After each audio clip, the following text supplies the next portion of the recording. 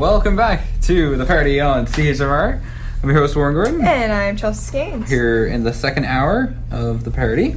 Yes. We're having a good evening so far. We are. It's very, it was very humid in here earlier. Yes, I think that kind of messed with our brain chemistry for a little while. Our brain chemistry? Our brain chemistry for the upcoming future is dim. Yes. Okay. We're going to get through this interview, though. Yes, we are. We're here with the Black Bags. Yes, we are. Welcome, guys. Hello. Hi Hey there, folks. How's it going? It's good Cool. to be here. Woohoo! It's nice and cool. Party! Nice and cool in here. Holy air conditioning, good. Batman. Very nice. We just turned on the Yeah, air we conditioning. just turned. Chelsea over here, when she came into the studio, I wanted our it show to be a starts sauna. Yeah, our show starts at 7, so she came in and turned up the heat, and I was like, "What are you doing?" It's really warm here today, so No, it's good now. It's a bit better. I'm like a bag of peas. Okay. Like a what? A bag of peas. Frozen peas. Yeah, I know what you mean. You know this is live, right? This is a bit aside, but I have a crappy freezer, so it doesn't freeze peas that well, and I appreciate the.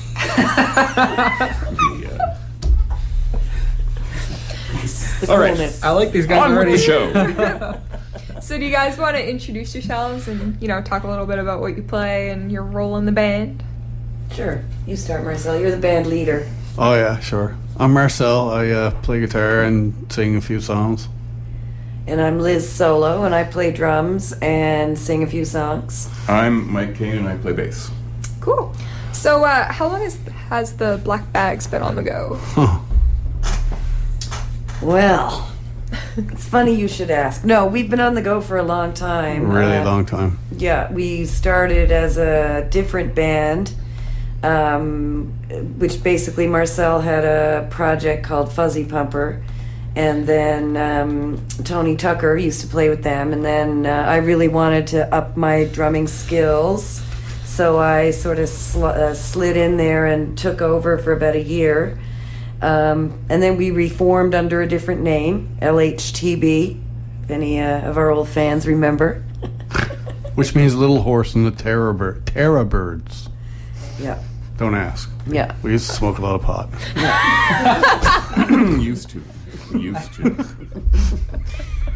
And then I think it was 2004 when we morphed Yes. Wow. into the Black Bags.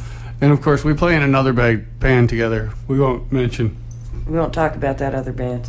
We're mad at it right We're now. mad at the other band. So yeah, we've been kicking around for a while, playing a lot locally. We actually have done a couple of tours too as this band. Put out stuff on comps and a split 7-inch with Trailer Camp a few years ago. But this record that we just put out about 2 weeks ago was our first full-length record. Cool. Oh, wow. Very exciting about it.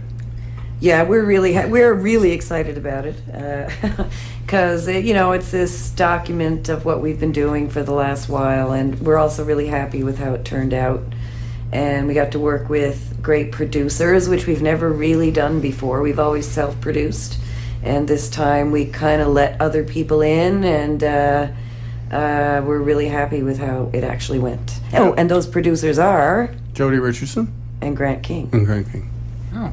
Who are our pals, so it was good to work with, friends who were running the show. It was kind of like a neat, camping session or something like that, going out and recording it.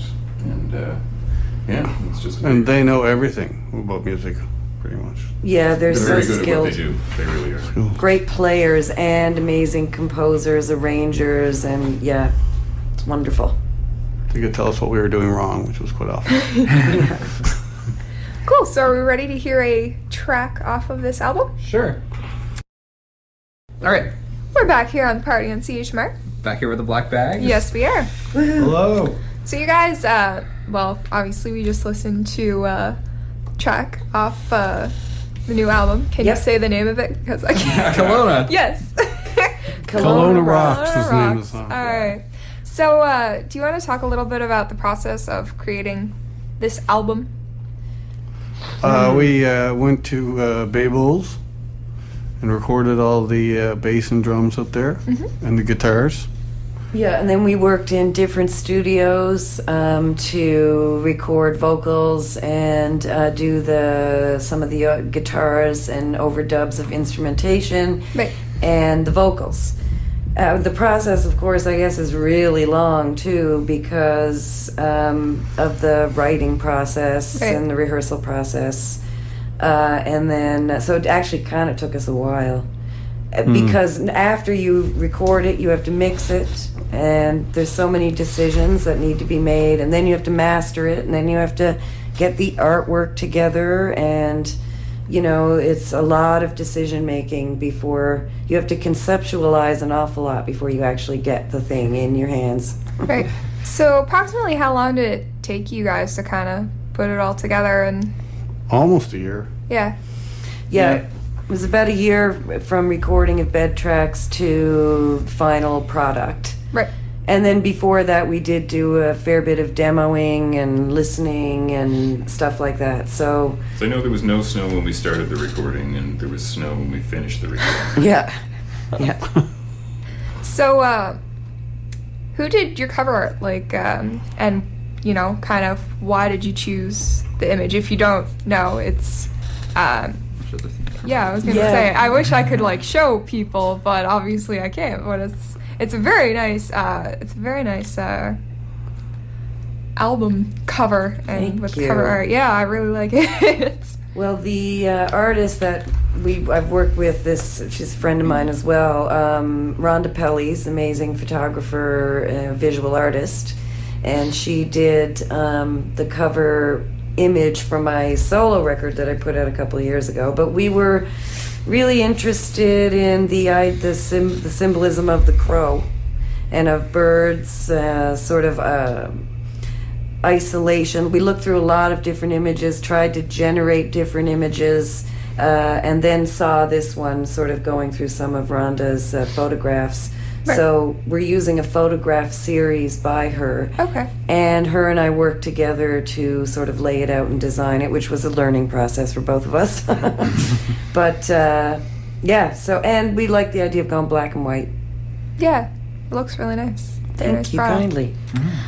So you were mentioning earlier that your vinyl production was quite delayed. Do you want to just talk a little bit about why that was? Yeah, Well, it's in France for one.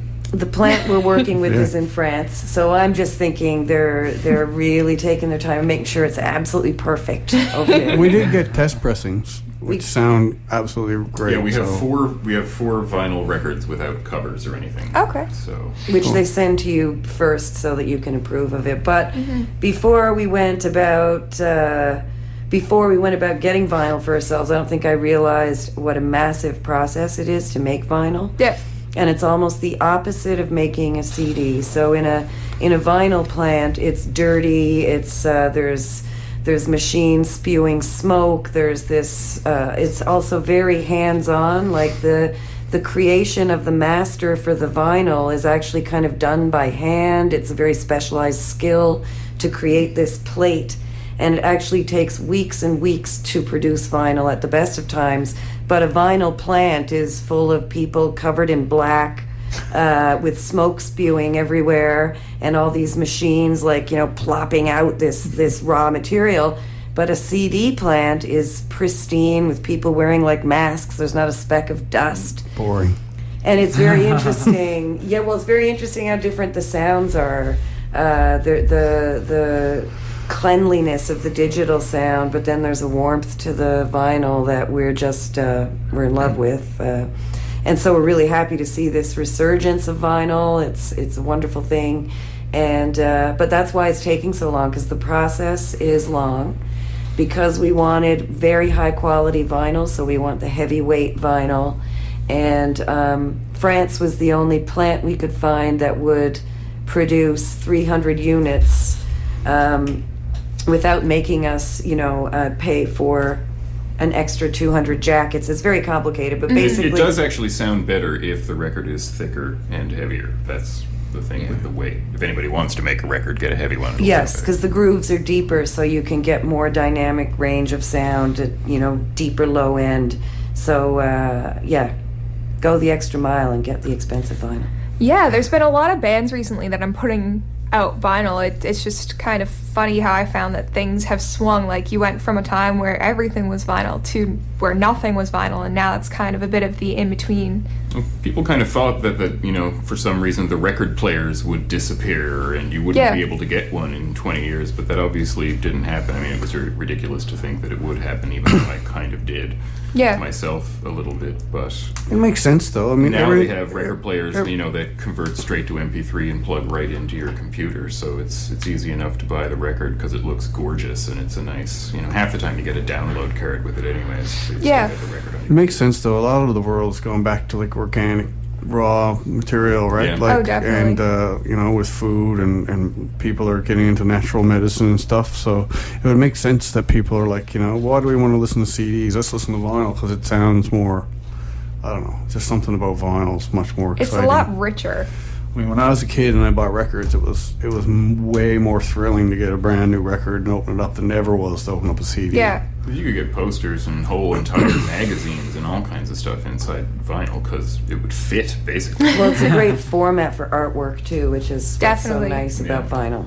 Another nice feature of vinyl. And, after the grid crashes and everybody's back to the earth and stuff, if you have a vinyl record and you can manage You'll to still be able find to play some it, kind yeah. of thin enough needle and some kind of horn, you will be able to produce sound out of Yeah. it, even if you sit there spinning it by yourself. So, it's good. It's a good thing. Cool. So are we ready to hear the next track, Warren? Sure, this one is Worth Living. And we're back here on the party on CHMR. Yay! Yay. Yay. Okay, I probably should have asked this a little bit earlier when you guys were doing the introduction, but why the name The Black Bags? If it's an inappropriate story. you can tell us. I think we just thought of, like, we were trying to think of a name for a really long time, and one night during extracurricular activities, we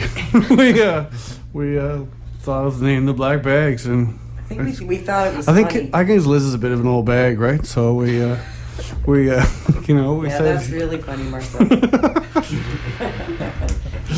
I like that it has multiple connotations, and one of my favorite, which I sort of think about mostly when I think about the black bags, is the black. It sort of is related to espionage and underground black bag kind of operations, which is what I like to think of. But we didn't think of that when we thought of it. No, that's we just went, let's call it The Black Bag. That's funny, and laughed and said, yeah. That's what I said. I thought it was funny. Because we kind of wanted something that, when we said it, we just liked it for whatever reason, like why ever you like broccoli or you don't, Yeah. or whatever. But, we also, if we couldn't find something that was the most amazing thing in the world, we at least wanted something halfway neutral so that we didn't try to put too much meaning in it and make it some cheesy thing that we couldn't live with 2 years later or whatever. Yeah, so we But wanted. it is neat. A black bag job does refer to some sort of espionage, like if you're sneaking in and stealing files or doing whatever.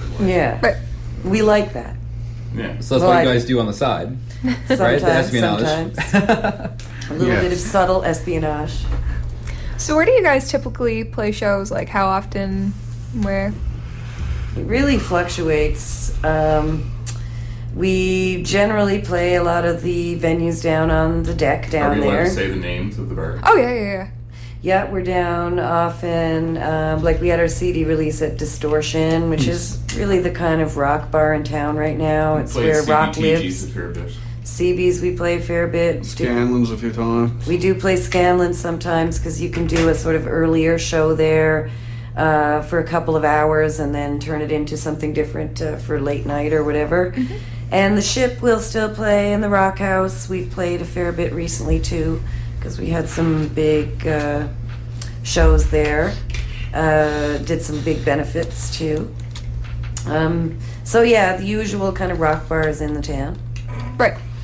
So you were talking a little bit earlier that during the break that you guys had an artist collective on the go. Do you want to just talk a little bit about that? What it is, what you do?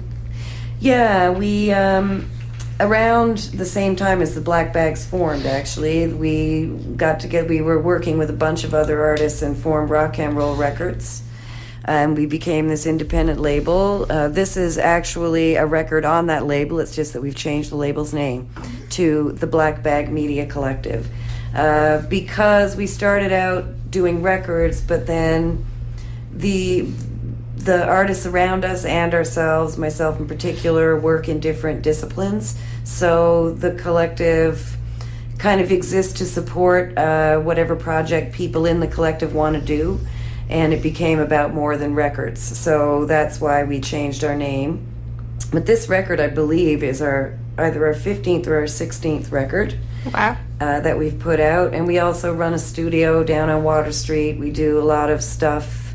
Like we've had residencies where we invite artists, particularly media artists who are doing something new or interesting with media or new media or video or audio.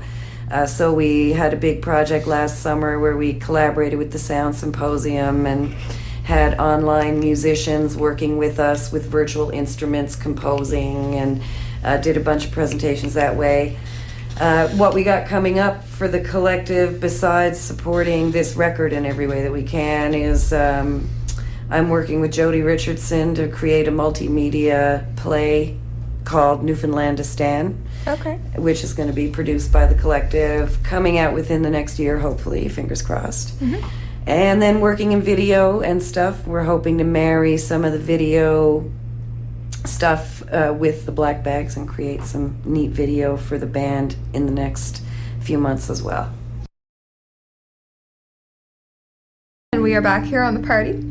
We are back here on the party of CHMR. We just heard Black Bags with Raining Hammers, and if you were watching the Space Channel last night, it was Raining Sharks. Hey! Was that last night? We were just talking Now about they it were on the ride saying up. today on the Sharknado. that it's going to be on tonight, and I was looking forward to that. So maybe it's we can find it somewhere. It's supposed to A be tornado on of tonight, they were sharks. saying. It is Yeah. indeed. We sat down and watched the majority of it last night, and it was actually very disappointing. There was not a tornado of sharks until at least Three-quarters of Three the way. quarters. So you don't want to be No, I waiting was around kind of for expecting that. They kind of like It was- make it was- rain Easy and into then it. it's like- Yeah, it was more like there was water everywhere, and it was like a hurricane, and there was like sharks like jumping out of the water in the Yeah, streets. getting to people's pools and stuff. Yeah, like kind of like that, and Yeah. it was kind of silly. Well, it's gonna be silly. They had anyway. to keep Well, you yes, watching. that's what we're hoping. Yeah. in anticipation for the actual tornado of sharks. Yeah. But I thought the whole movie was just gonna be sharks and tornadoes. The whole Just, yeah, the movie, tornado right? plowing through the town, sharks everywhere. Yeah. Actually, you know what? A movie that wasn't disappointing. I saw it today. Pacific Rim. Have you guys heard of that movie? No, somebody was telling me about it the other day. Heard of it, haven't seen it. Yeah. So I went to see it today, and basically the premise is monsters versus robots. Mm. The whole movie was monsters versus robots. Mm. I was not disappointed. Great, that's That's what it's right. like. Yeah. That's what you want to That's see. what Sharknado 2 is going to be like. And the director of that movie, wasn't he saying that was the same director that did, Snakes on a plane. no. Hobo with a shotgun. No, maybe. Hobo no. with the shotgun. Pan's Labyrinth. Oh, Pan's Labyrinth, Pacific Rim. Oh, I Oh, thought you were Guillermo- talking about Sharknado. Sharknado. That was and I, Pan's yeah, Labyrinth, yeah. and I was like, wow. Yeah, Guillermo del It was an Toro. off-time project. Yeah. No. Bit of a jump there. And actually, speaking of Snakes on a Plane, I read earlier today that the director of that died back in January of this Really? year. Yeah. Wow. So. Oh, that's a drag. Yeah. That is a trend. Yeah, sorry to bring everybody down What a here. downer. but- No, yeah. I'll leave now. All right, so back to the band that we have on hand. Yes. Do you guys want to talk a little bit about your musical inspiration? Where do you find inspiration for your music and your songs? Or Or if you Let's have see. none, it's fine. We can just move on. Yeah, no, that's cool. Let's see. I mean, I don't know if this is about inspiration necessarily, but I was thinking earlier today about how there's all kinds of different bands and different kinds of music that I like, but there's only certain kinds of music that I actually like playing. And I don't know why that is. It's just, what I've gone for. So there's some bands that have been influential specifically to me, and then just some of it is just... I think one of our biggest influences Whatever is comes probably out of the this. scene that we came from and that, we learned how to be a band in.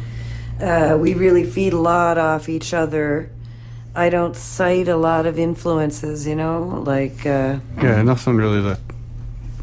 I got so many musical and like I listen to so much music. I can't really say like so many different kinds of music too. Like, Yeah. I mean, when I was a kid, I was in the punk and stuff, but I listen to everything really. Like, I don't.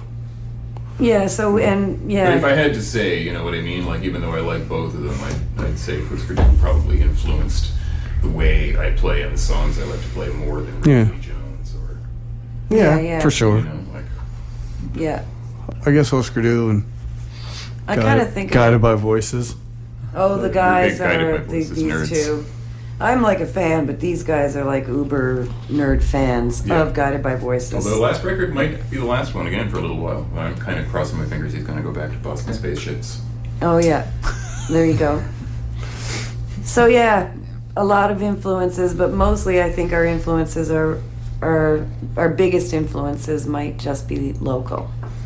Yeah. And just like, you know, all the music that I've heard, there's always too many bands to name. Although I will say, actually, that every Friday night when I was in high school and junior high school, I would turn in to this radio station for 2 hours because there was a show called Best Kept Secrets that Pat James did. And I would just tape off on cassette every single bit of it and then edit it down to mixtapes that I liked. And I figured out who hundreds of bands were just listening to this station. It was awesome. I would wait for it every week. Back in the 80s, Pat had the biggest punk rock record collection in St. John's. He Hands had a down. lot of records too. That was very, very cool. And Bob Metal Mercer afterwards as well. Figured out a few metal bands. Yeah. But Yeah. you know, this is a great station to listen to for stuff that, you know, might be off the radar. Yeah. You know. And then, I mean, they keep things for years. Like, there's still records out there. There's still a record player if you want to play records. And, like, Yeah. there's music from, oh my goodness. Since the start. Yeah, like, I'd say there's still CDs there from the start. Like, they keep a huge collection of everything. Like, I'd say there's Yeah. at least 5,000 CDs out there, if not more. There's a awesome. lot of CDs. Nice. Yeah. It's very cool. So yeah, going back to the influence and stuff, influences. I know you guys didn't want to name anyone specifically, but I'm gonna press you on it now. Is there anyone locally that you guys kind of like? You go to the show and you're like, hey, maybe we should do that. And like, this band is doing something different. Maybe we should kind of throw that into our show a bit.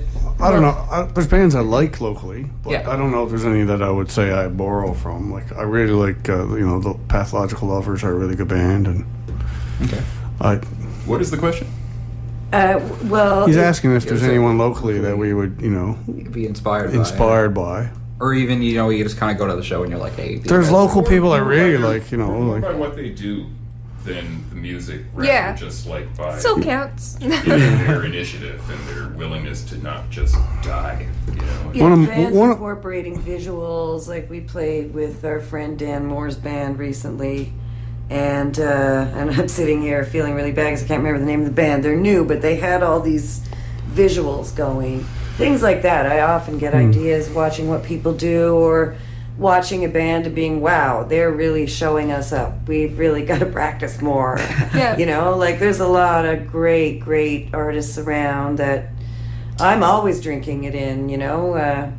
I'll take anything from, anytime I see anything that I can bring into my own performance, I'll do it.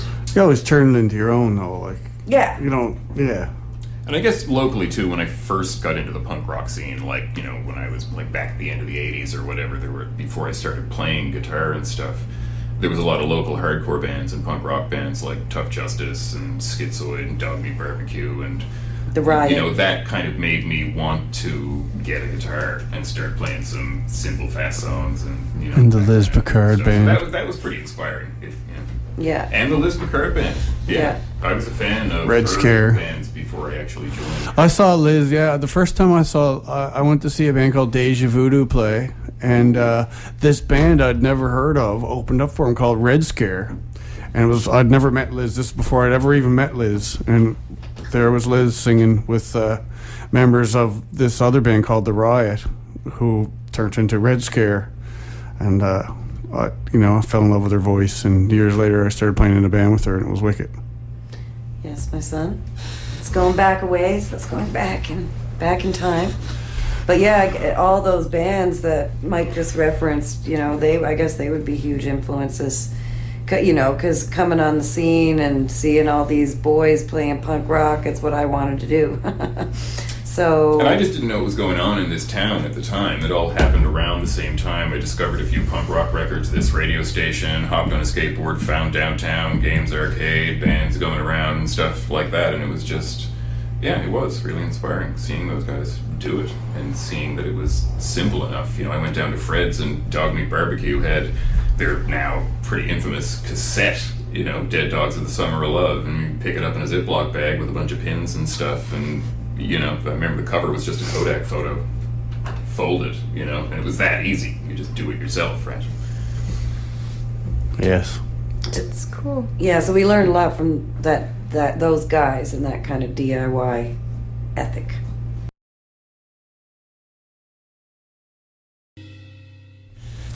Back here in the party? Yes, we are. So, what are your upcoming plans as the Black Bags? Well, we're waiting on our vinyl, so when that finally arrives, we're probably going to make a little to-do about that. And, Always an excuse to have a little party. yeah, To do. we're, make a holy show of ourselves somewhere. Indeed. And, you know, we're hoping to be playing around the summer with some of our brother and sister bands in the town. And we're hoping to release a couple of videos that go with a couple of songs on the record before the summer's over, too. So those are our kind of immediate plans. You can find us online at theblackbags.com. And that way, you know, whenever we're doing something new, we'll announce it there, including our media stuff. I think, like, we're having an open house next month as part of Eastern Edge's art marathon weekend. Oh, for very example. cool. We're on Facebook too, aren't we? We're on Facebook, both as an entity called The Black Bags and as The Black Bags / BBMC, Black Bag Media Collective. Yeah, just search us and you'll find us, and that way you can. And we're on Twitter too. We're everywhere, my dear. We're everywhere. Instagram. Yeah, and a lot of what we plan to do really for the next little while is just start sending the records out to radio, to connect with people like you guys, to find out where the record is being played and sort of track it and go at it that way. And so we're expecting a fair bit of time on the phone in the upcoming months as well. Saying, please play this. Very cool. We wish Yeah. you guys all the best. Thank you very much. Thanks, it's been a Thanks, pleasure Elizabeth, coming in for and having talk us to you in. guys. Yes, thank you so much.